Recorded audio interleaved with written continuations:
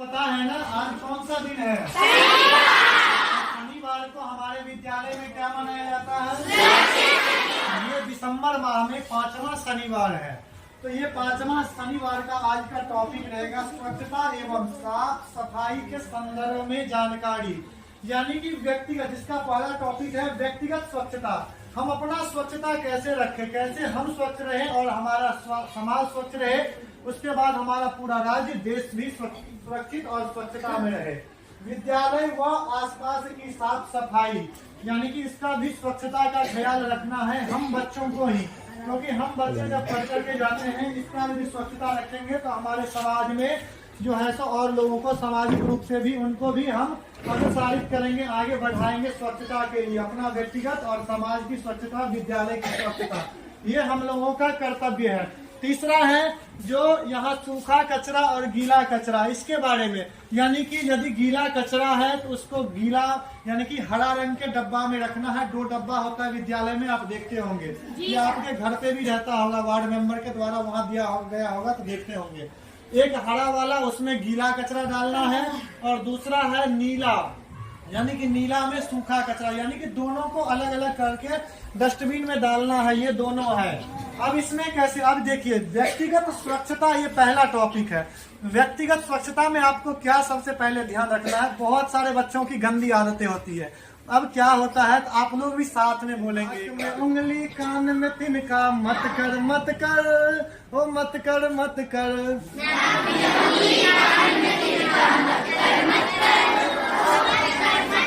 नाक में उंगली कान में तिनका मत कर मत कर, ओ मत कर मत कर,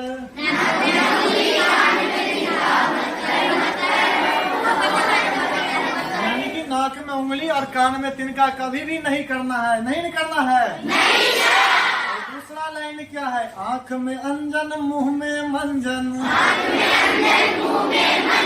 सुन लीजिए पूरा, आंख में अंजन मुंह में मंजन, नित कर ओ नित कर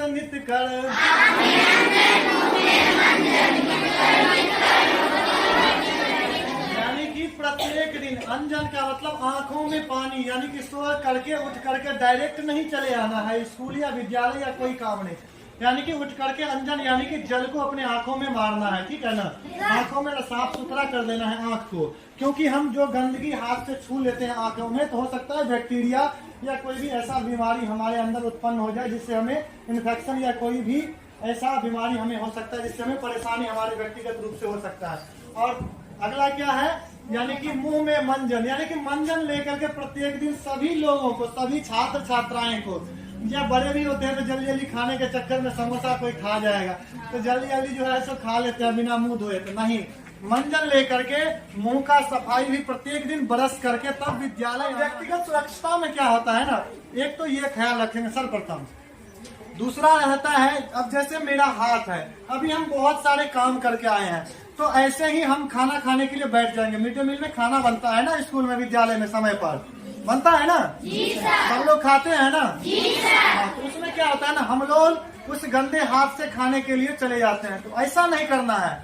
जो करते हैं वो तो अच्छी बात है, साफ सुथरा कर लेते हैं, जो नहीं करते हैं वो ध्यान रखेंगे। हाथों को 5 स्टेप में धोना है हमें। अब 5 स्टेप में कैसे धोना है, पहले हम लोग झगड़ा करते हैं तो ऐसे पहले हाथ कैसे धोना है, तो झगड़ा, ये हो गया झगड़ा। और उसके बाद दूसरा क्या होता है ना, बहुत लोग झगड़ा नहीं करते हैं, दूसरा स्टेप होता है रगड़ा, यानी कि ये रगड़म रगड़ा करते हैं, यानी कि झगड़ा उसके बाद रगड़ा करते हैं, ठीक है ना। यानी कि 2 स्टेप आपने समझ लिया। साबुन को ले लेना है, या हाथ धोने वाले बहुत सारे ऐसे आते हैं धोने के लिए, तो उनको ले लेना है और हाथ में पहले रगड़ा मारना है ऐसे करके, उसके बाद पहले झगड़ा उसके बाद रगड़ा मारना है, समझ गए ना। और तीसरा स्टेप क्या होता है, कुची कुची, यानी कि बीच वाले जब ऐसे रगड़ते हैं ना, हमारे बीच वाले भाग में नहीं धुलता है, यहाँ पे गंदगी रह जाता है, तो कुची कुची करेंगे ना तो ये तीसरा स्टेप में भी ये सफाई हो जाएगा। अब 3 स्टेप तो हो गया, लेकिन चौथा स्टेप क्या होता है, तो ये होता है ये अंगूठा का, ठीक है ना, इसको मलना है, यानी कि चौथा स्टेप ये हो गया। और 5वां स्टेप क्या होता है, कलाई, यानी कि कलाई को इसको भी धोना है, देखते हैं ना साबुन लगा कर इसको धोते हैं, यानी कि यहाँ तक का साफ सफाई हम लोग अच्छे से कर लेंगे। उसके बाद हैप्पी हैप्पी हाथ धो लेंगे, खुशी से हाथ धो लेंगे और खाना खाने के लिए जाएंगे तो हमारे सारे बच्चे भी स्वच्छ रहेंगे। ये तो पहला हो गया, यानी कि व्यक्तिगत। जब स्नान करते हैं लड़का लड़की या छात्र छात्राएं जो भी है, उनको अपने बालों पर सबसे ज्यादा ध्यान रखना है। लड़कियों की सुंदरता होता है बाल होता है, कितना बड़ा रखना है, क्या कंडीशन रखना है, ये तो गाइडलाइन नहीं है, लेकिन हमें जितना रख सकते हैं, जितना का साफ सफाई कर सकते हैं, उतना ही बाल रखना है बच्चे को, चाहे लड़का हो चाहे लड़की हो, उससे ज्यादा नहीं। अब जूम हो जाता है ना, तो मेडिकल से कोई दवा या शैम्पू ऐसा पहन करके आएंगे। आप हर एक पार्ट का, शरीर में बहुत सारे पार्ट है, सभी पार्टों का अलग अलग साफ सफाई, यानी कि स्नान करते हैं तो उस पार्टों का साफ सफाई करके रखेंगे। ये आपकी व्यक्तिगत स्वच्छता आपको रखना है। अगला है विद्यालय व आसपास की साफ सफाई रखना है। विद्यालय में बच्चे आ जाते हैं कि बच्चों के लिए हम ये लिखे हैं, ठीक है ना, ये भी एक गाना के माध्यम, ये कविता ही है जो कि बच्चों को भी पढ़ना है और खुद को भी पढ़ना है। यानी कि विद्यालय व आसपास की साफ सफाई आपको ही ध्यान रखना होगा, हमको ध्यान रखना होगा। हम इसको नहीं ध्यान रखेंगे तो बगल वाले कोई आएंगे थोड़ी ना, यहाँ पे स्टेशन वाले आएंगे करने के लिए। तो हम बच्चों की कर्तव्य बनता है, हम शिक्षकों का कर्तव्य है जो विद्यालय की साफ सफाई रखें, खुद भी रहें, विद्यालय की साफ सफाई, समाज की और ये देश की साफ सफाई रखना है। तो हम पहले विद्यालय का साफ सफाई करेंगे, फिर हमारा गांव भी स्वच्छ रहेगा, हमारा समाज भी स्वच्छ रहेगा। तो साफ बच्चे क्या करते हैं, गंदा फाड़ देते हैं, ये कागज का टुकड़ा फाड़ फाड़ के और ऐसे गुलदस्ता के लिए फेंक देते हैं। तो ऐसे नहीं करना, यदि ऐसा फेंका है तो आप लोग उसको जो ऐसे समेट करके, और सूखा कचरा है तो नीला वाले डब्बा को पहचान करके नीले वाले डब्बे में डाल दीजिए, और यदि भींगा हुआ कचरा है, गीला कचरा है तो उसको हरे वाले डब्बे में डाल दीजिए। तो ये पहचान करके आपको डालना है, क्योंकि गीला वाले कचरा से खाद भी बनता है, समझ गए ना। तो ये ध्यान रखना, इसीलिए अलग अलग विद्यालय को स्वच्छ बनाओ, जहाँ तहाँ कूड़ा फैला है, जहाँ तहाँ कूड़ा फैला है, उसको तो चुनवाओ। यानी कि विद्यार्थी को, छात्र छात्राएं को ध्यान रखना है। इधर उधर जहाँ तहाँ, यत्र कुत्र अत्र तत्र, जहाँ भी कचरा कूड़ा फैला हुआ है, आप यदि उस पर ध्यान आकर्षित होता है तो उसको चुन करके डस्टबिन में डाल दीजिए। ये है पहला लाइन। दूसरा लाइन है कूड़ा करकट सब गड़वा कर, कूड़ा करकट सब गड़वा कर, उन्नत खाद बनाओ, कूड़ा करकट सब गड़वा कर, उन्नत खाद बनाओ।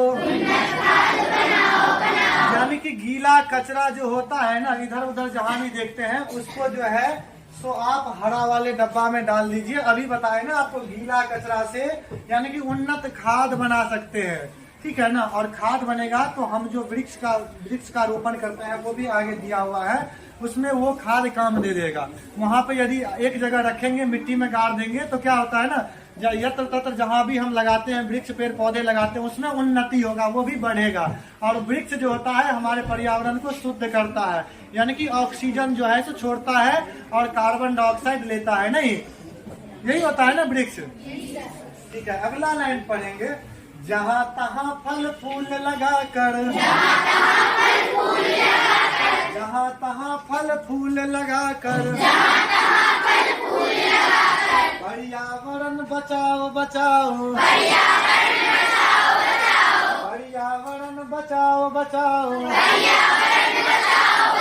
यानी कि जहाँ तहाँ अत्र तत्र सर्वत्र, यानी कि सभी जगह फूल फाल का या फल का जो भी है वृक्ष आपको लगाना है। एक वृक्ष 100 पुत्र के समान होता है, यानी कि वृक्ष लगाना है। वृक्ष यदि लगाएंगे, अधिक से अधिक लगाएंगे तो हमारा पर्यावरण भी शुद्ध रहेगा, पर्यावरण बचेगा, दूषित नहीं होगा।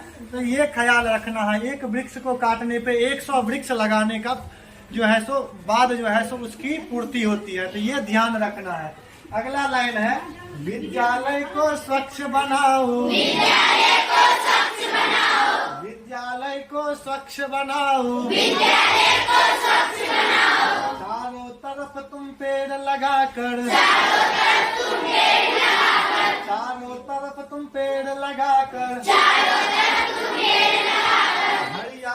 को बचाओ बचाओ, हरियाली को बचाओ बचाओ, विद्यालय को स्वच्छ बनाओ, विद्यालय